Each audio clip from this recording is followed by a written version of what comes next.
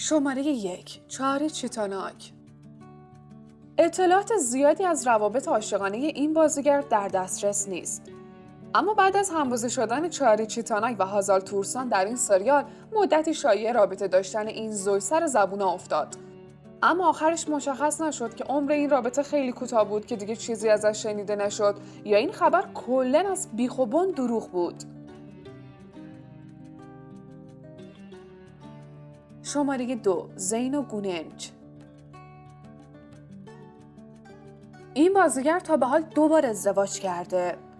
اولین بار از سال 1996 تا 1998 با بازیگر ترک کانوکان بایورگن و دومین بار در سال 2017 با یک بالرین سوئیسی به نام جیلس کانرت.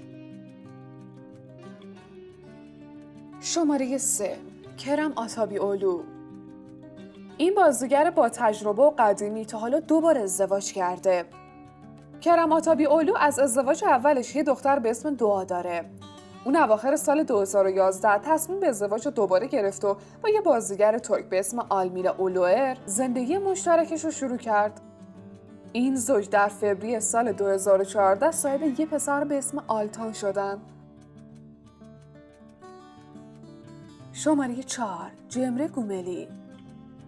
جمره هر کاری میکنه که خودشو درگیر رسانه‌ها نکنه، اما مگه شایعات دست از سرمون برمیدارن؟ اولش که با بازی توی سریال انتقام شیری شایعه رابطه عاشقانش با پارتنرش یعنی امره تاشکیران سر زبونا افتاد و دروغ و راستش مشخص نشد. بعد از اون تا اومد یه نفس تازه کنه با بازی توی سریال آقای اشتباه، نوبت به اخبار رابطش با همبازیش توی اون سریال سرکای توتونچو رسید که آخرش معلوم نشد عشق اونا شروع نشده تموم شد یا واقعا این رابطه هم شایعی بیش نبود. همین حالا عضو کانال لنز بشین و در ادامه این ویدیو همراه ما باشین. شماره 5. الیف چاکمان.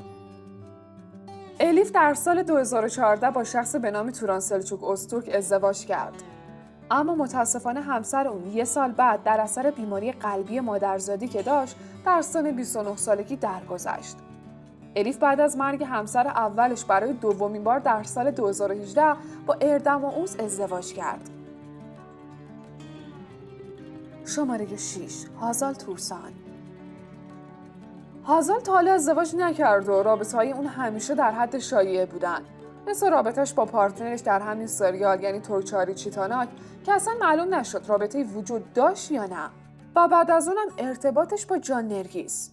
البته هازال و جان نرگیس خیلی زود اعلام کردن که فقط با هم رابطه دوستانه دارن و هیچ عشقی بینشون وجود نداره و اینجوری هم به شایعه‌ها خاتمه دادن. در حال حاضر کسی در زندگی هازال نیست. شماره 7. امره تاشکیران. با همبازی شدن امره تاشکیران و جمره گوملی در سریال انتقام شیرین بود که اخباری مبنی بر این که این زوج در دنیای واقعی با هم رابطه عاشقانه دارن تیتر رسانه‌ها شد. اما این اخبار راه به جایی نبرد. این بازیگر از سال 2018 رابطه عاشقانه‌ای رو با شخصی به نام سوده اولور شروع کرده و این زوج گاهی عکسای عاشقانه خودشون رو در شبکه‌های اجتماعی به اشتراک میذارن. شماره 8. لیلا لیدیا توتلو. این بازیگر زیبا خیلی اهل حاشیه نیست و اجازه نمیده اخباری از روابط عاشقانه‌اش اونو تیتر اخبار ترکیه کنه.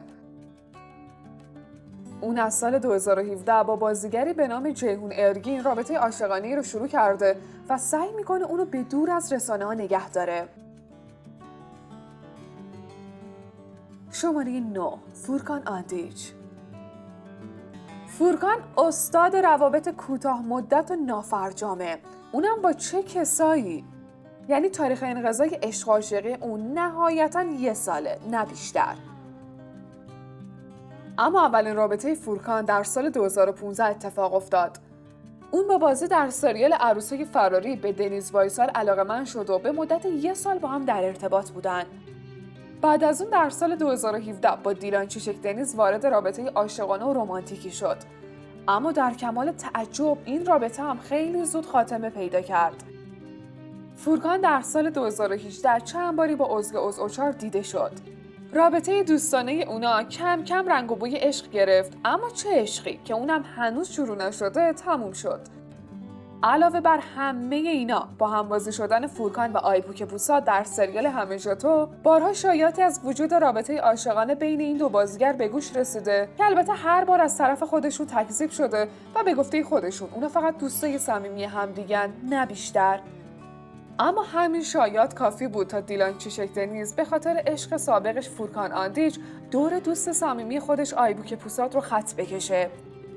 در نهایت به نظر میرسه که فورکان در حال حاضر با کسی در ارتباط نیست. خب بگیم ببینم نظرتون راجع به این ویدیو چیه؟ اصلا سریال انتقام شیرین رو دیدین یا نه؟ نظراتتون رو برای ما بنویسید و این ویدیو رو حتما لایک کنید و در آخر هم عضویت در کانال لنز رو فراموش نکنید.